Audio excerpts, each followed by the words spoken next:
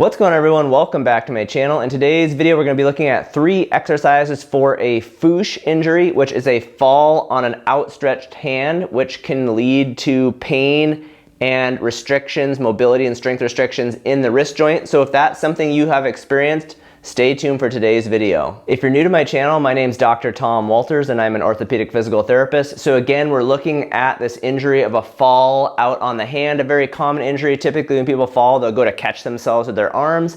And so because of this, we see a lot of wrist injuries. Now, before we get into exercises, it is really important to know that people who experience this type of injury often have fractures as well. So if you have persistent pain, swelling, maybe tenderness specifically on different bones in your wrist, it really is good to talk to your doctor first and to have an x-ray and make sure that there are no fractures. We often see that people will break the bottom of their radius, which is this long forearm bone on the thumb side. Sometimes they break a little bone right here at the base of the thumb called the scaphoid.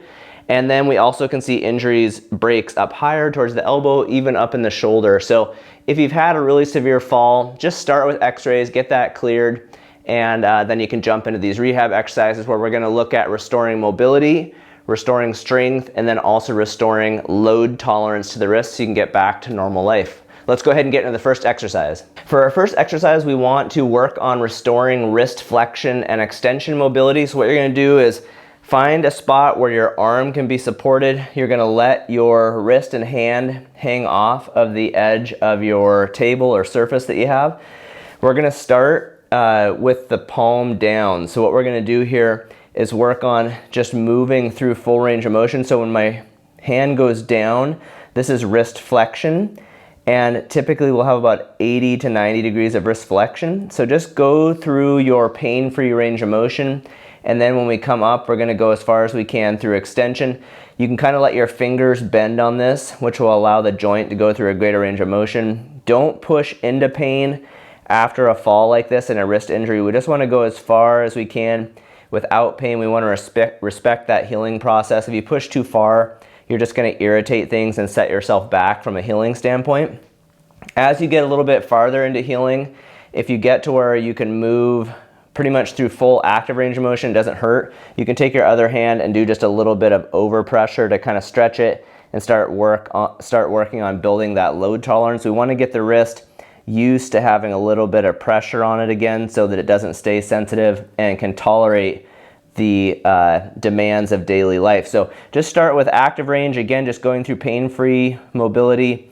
Think about going through 10 to 15 reps, and I would try to do this 3 to 5 times throughout the day as long as your wrist can tolerate it. Okay, so as our first exercise, we're looking at wrist flexion and extension mobility. For our second exercise, we're now gonna strengthen those same 2 movements. So we're gonna use a dumbbell somewhere in the 1 to 5 pound region is probably best when you're starting out. You don't need a lot of weight for this. And again, we're gonna look at flexion extension. So for the wrist extensor muscles on the top of the forearm, we're gonna start with our palm facing down. You're gonna take your dumbbell, again, wrist hanging off the edge of the surface so you've got enough room. And you're just gonna move really nice and slow. So part of this is we're thinking about strengthening the muscles that control our wrists. So again, we're doing the wrist extensors here. We're doing them eccentrically on the way down and then concentrically on the way up. So we wanna strengthen those muscles, but we also wanna go nice and slow. We're trying to help our wrist in terms of exposing it to load so that we can build up that load tolerance type capacity. So again, we can get back to things in life and not have our symptoms flare up. So think about 3 sets of 10 to 15 reps for each of these movements. Okay, so that is the first one. We're strengthening the wrist extensors. Now to do wrist flexors, we're literally just gonna flip the weight, flip our hand over so our palm is up, and then we're gonna do the movement, but this time the wrist flexors are squeezing concentrically on the way up, and then they're lengthening and contracting eccentrically on the way down. So what I like to do is just do a set of 10 to 15 reps for one of the muscle groups, and then you flip your arm over and do the other muscle group, and then you can rest and go through the exercise again. Again, thinking about around 3 sets of this each day. Okay, so again, like the mobility exercise, just go as far as you can with no more than mild discomfort. You may also need to play with your weight. You want it to be challenging, but you don't want it to create a bunch of extra pain because again, that can kind of delay the healing process. So just find that weight that's challenging, but keeps your pain at a mild or less level. Okay, so that's our second exercise.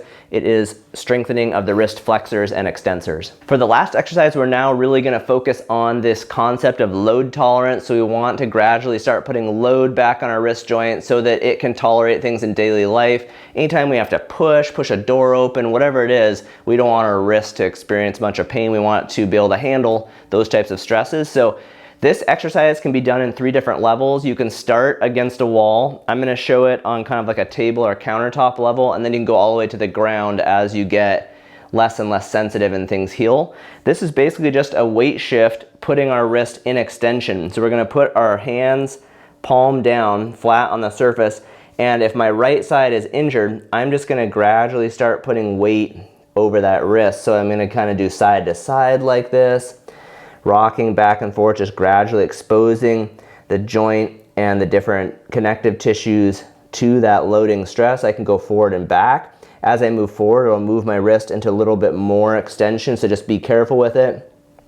Again, looking at respecting your pain during the movement. If you're going beyond that 3 out of 10 pain, then it's a little bit too much.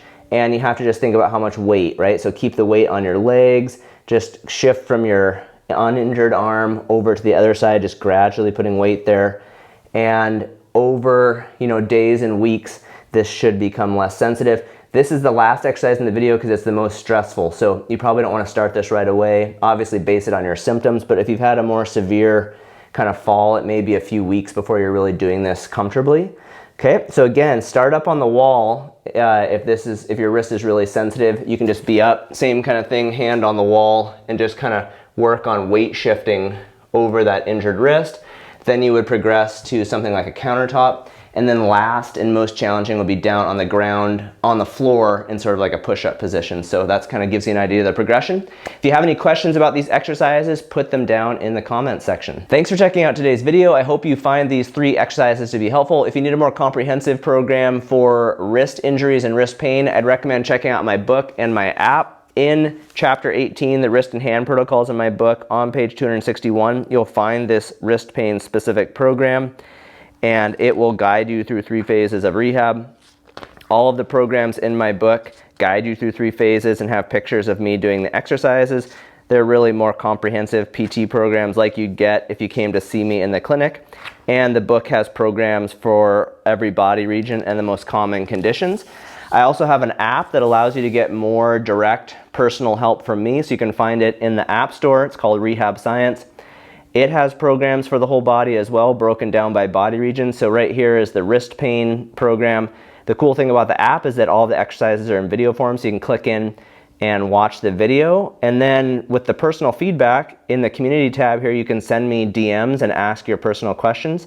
You also can join me on office hours via Zoom once a month, so you can come in. Here's one of the past ones right back here. So you can come in on Zoom and again ask me your personal questions. So if you want to learn more about the app or my book, I will put links for them down in the description. Thanks again for watching today's video. I'll see you in the next one. Bye.